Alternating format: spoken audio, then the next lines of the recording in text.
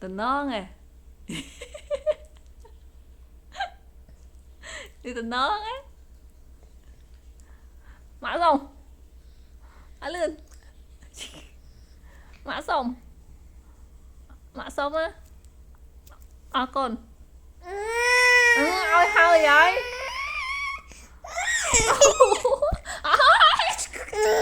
anh hỏi xí hãy ôi thấy tiêu mình ui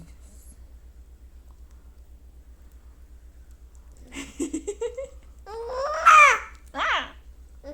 À.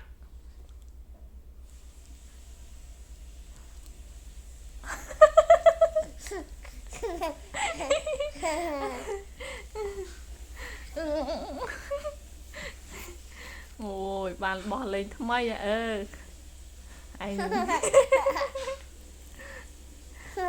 anh ngay mình nà cây khôi nà cây khôi ngay mình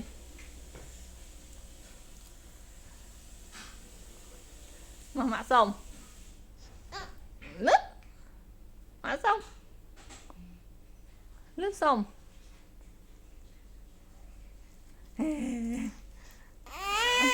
à, cho thả ôi à. Ôi lướt papa papa papa nè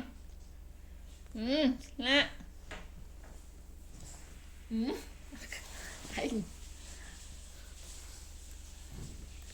mã xong ở lên anh là papa nè papa hay là ngay bên nào cây khôi hay chân ôn chư nè chân chư nè con chân chư á phải mạ tịnh mở trường chư này lục ơi chư nó con á trường ôn chư á trường nâng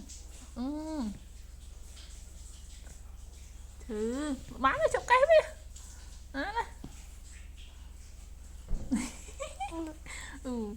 hay nè